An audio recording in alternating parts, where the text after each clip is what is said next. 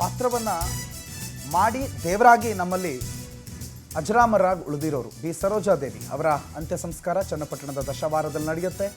ಅವರ ತೋಟದಲ್ಲೇ ಅವರ ಅಂತ್ಯ ಸಂಸ್ಕಾರವನ್ನು ನೆರವೇರಿಸೋದಕ್ಕೆ ಕುಟುಂಬಸ್ಥರು ಸಿದ್ಧತೆಯನ್ನು ಮಾಡಿಕೊಂಡಿದ್ದಾರೆ. ತಾಯಿ ಸಮಾಧಿ ಇದೆ. ತಾಯಿ ಸಮಾಧಿಯ ಪಕ್ಕದಲ್ಲೇ ಸರೋಜಾದೇವಿ ಅವರ ಸಮಾಧಿಯನ್ನು ಕೂಡ ಮಾಡೋದಕ್ಕೆ ನಿರ್ಧಾರವನ್ನು ಮಾಡಿಕೊಳ್ಳಲಾಗಿದೆ. ಅಂತ್ಯಕ್ರಿಯೆಗೆ ರಾಮನಗರ ಜಿಲ್ಲಾಡಳಿತ ಕೂಡ ಎಲ್ಲ ಸಿದ್ಧತೆಗಳನ್ನು ಮಾಡಿಕೊಂಡಿದೆ.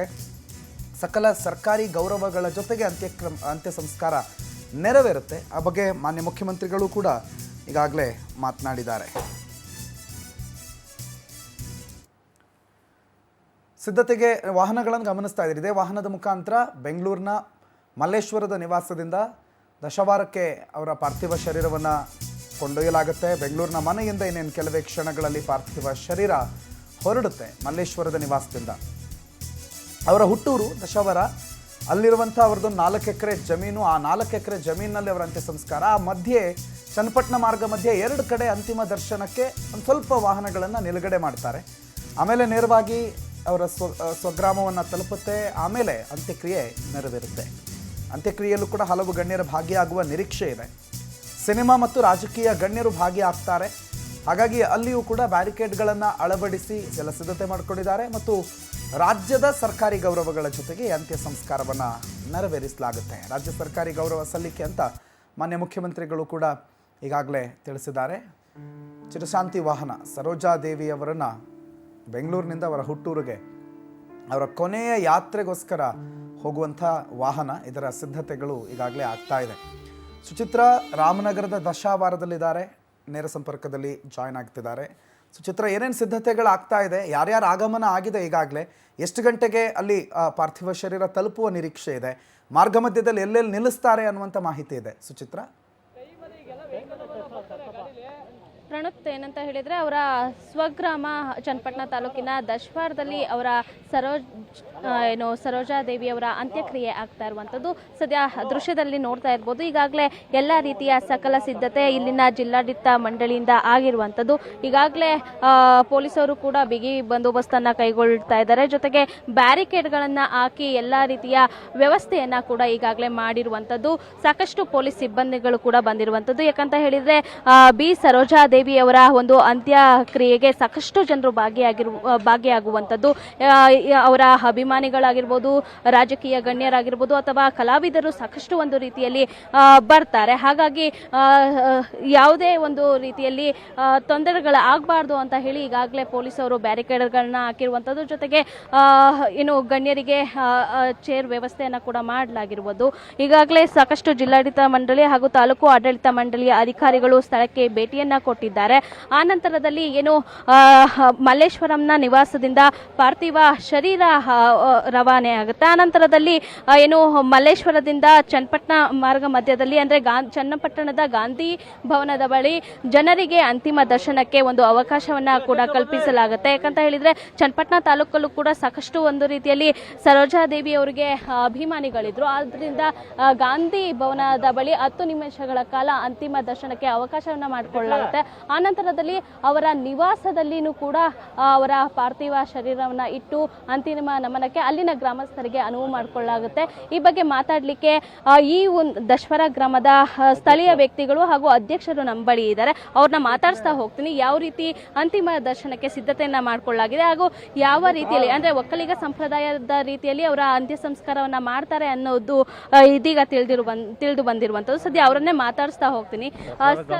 ದಶವಾರ ಗ್ರಾಮ ಪಂಚಾಯತಿ ಅಧ್ಯಕ್ಷರಿದ್ದಾರೆ.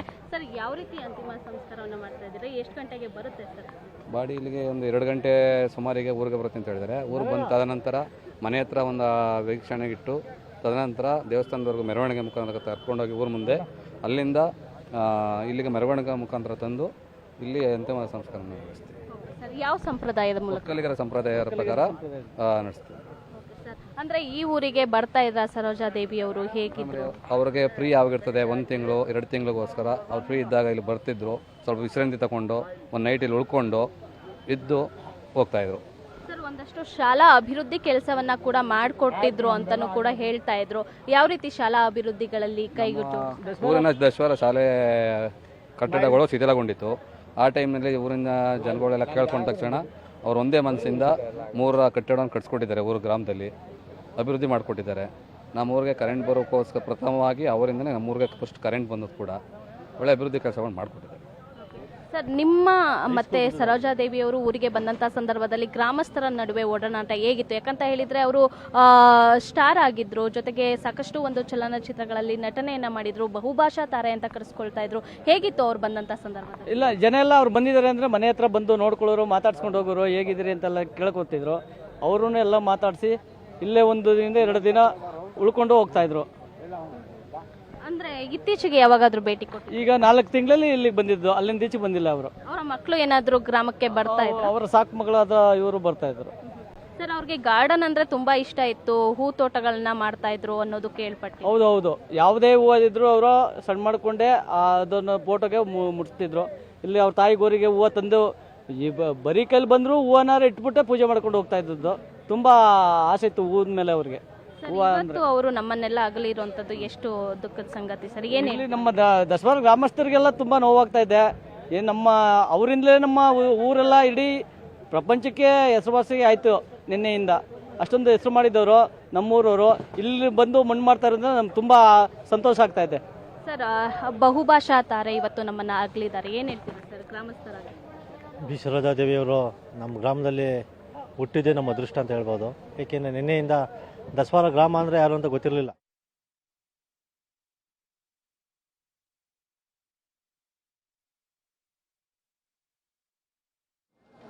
ಚಲನಚಿತ್ರ ರಂಗದಲ್ಲಿ ಬಹಳ ದೊಡ್ಡ ಹೆಸರನ್ನು ಮಾಡಿರ್ತಕ್ಕಂಥ ಬಿ ಸರೋಜಾದೇವಿಯವರು ಅಗಲಿಕೆ ಬಹಳ ಒಂದು ದುಃಖದ ಒಂದು ಸನ್ನಿವೇಶ. ಆದರೆ ಅವರು ತಮ್ಮ ಬದುಕಿನಲ್ಲಿ ಏನೇನು ಸಾಧಿಸಬೇಕು ಎಲ್ಲವನ್ನೂ ಕೂಡ ಸಾಧಿಸಿದರು ಮತ್ತು ಕನ್ನಡ, ತಮಿಳು, ತೆಲುಗು, ಹಿಂದಿ ಅನೇಕ ಭಾಷೆಗಳಲ್ಲಿ ಹೆಸರುವಾಸಿಯಾಗಿರ್ತಕ್ಕಂಥ ಮತ್ತು ಅತ್ಯಂತ ಪ್ರಭಾವಿ ನಾಯಕಿಯಾಗಿದ್ದರು. ಭಾಳ ಆತ್ಮೀಯರು ಕೂಡ ಆಗಿದ್ದರು. ನನಗೂ ಕೂಡ ಅವರ ಪರಿಚಯ ಭಾಳ ಚೆನ್ನಾಗಿತ್ತು ಮತ್ತು ನನ್ನ ತಂದೆ ಮತ್ತು ತಾಯಿಯವ್ರ ಜೊತೆನೂ ಕೂಡ ಭಾಳ ಅವ್ರಿಗೆ ಹತ್ತಿರದಲ್ಲಿದ್ದರು. ನಮ್ಮ ತಾಯಿ ಕಂಡ್ರೆ ಭಾಳ ಪ್ರೀತಿ ಇತ್ತು ಮತ್ತು ಒಂದು ಒಳ್ಳೆಯ ವ್ಯಕ್ತಿತ್ವ. ಅವರು ಎಷ್ಟೇ ಫಿಲಿಮ್ಗಳಲ್ಲಿ ಫೇಮಸ್ ಆಗಿದ್ದರೂ ಕೂಡ ಆ ಸರಳತೆ ಹೋಗಿರಲಿಲ್ಲ. ತಮ್ಮ ಊರನ್ನು ಅವ್ರು ಮರ್ತಿರಲಿಲ್ಲ ಮತ್ತು ಸುಮಾರು ಒಂದು 8 ವರ್ಷ 10 ವರ್ಷದ ಹಿಂದೆ ಒಂದು ಸನ್ನಿವೇಶ ನಮ್ಮ ಬೆಂಗಳೂರಲ್ಲಿ ಬಂದಾಗ ನನ್ನ ಕ್ಷೇತ್ರಕ್ಕೆ ಅವರೇ ಅಂತ ಹೇಳಿ ಅವ್ರು ಬಂದು ಅನೇಕ ಬಡವರಿಗೆ ಅವ್ರ ಕೈಲಾದಂಥ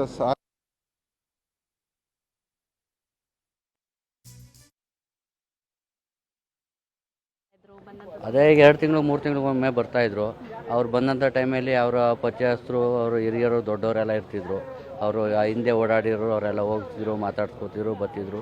ನಾವು ಒಂದೊಂದು ಟೈಮ್ನಲ್ಲಿ ಹೋದಾಗ ಯಾರ ಮಕ್ಕಳು ನೀವು ಅಂತೆಲ್ಲ ಕೇಳ್ತಿದ್ರು. ಅವಾಗ ನೀವು ಗೊತ್ತಿಲ್ಲ ಕಣಪ್ಪ, ನೀವು ಹಪ್ತಿರೆಲ್ಲ ಗೊತ್ತು ಅಂತ ಹೇಳ್ತಿದ್ರು.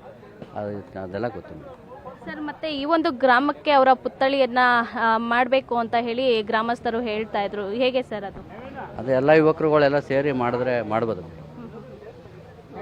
ಎಸ್ ಪ್ರಣುತ್, ಇಷ್ಟು ಇಲ್ಲಿನ ಗ್ರಾಮಸ್ಥರ ಮಾತು. ಯಾಕಂತ ಹೇಳಿದರೆ ಬಿ ಸರೋಜಾದೇವಿಯವರು ಚನ್ನಪಟ್ಟಣದ ದಶ್ವರ ಗ್ರಾಮದವರು ಅಂತ ಎಷ್ಟೋ ಜನರಿಗೆ ಗೊತ್ತಿರಲಿಲ್ಲ. ಆದರೆ ಅವರ ಮೂಲಕ ದಶ್ವರ ಗ್ರಾಮ ಯಾವುದು ಅಂತ ತಿಳಿತು. ಇದು ಏನು ಸರೋಜಾದೇವಿಯರು ಸಾಕಷ್ಟು ಒಂದು ಸಿನಿಮಾಗಳಲ್ಲಿ ನಟನೆ ಮಾಡಿದ್ದಾರೆ, ಘಟಾನುಘಟಿಗಳ ನಾಯಕರುಗಳ ಜೊತೆ ನಟನೆಯನ್ನು ಮಾಡಿದ್ದಾರೆ. ಇವತ್ತು ಅವರ ಅಂತ್ಯಕ್ರಿಯೆ ಒಕ್ಕಲಿಗ ಸಂಪ್ರದಾಯದಂತೆ ದಶ್ವರ ಗ್ರಾಮದಲ್ಲಿ ನೆರವೇರುವಂಥದ್ದು. ಪ್ರಣುತ್, ಸುಚಿತ್ರ ಮಾಹಿತಿಗೆ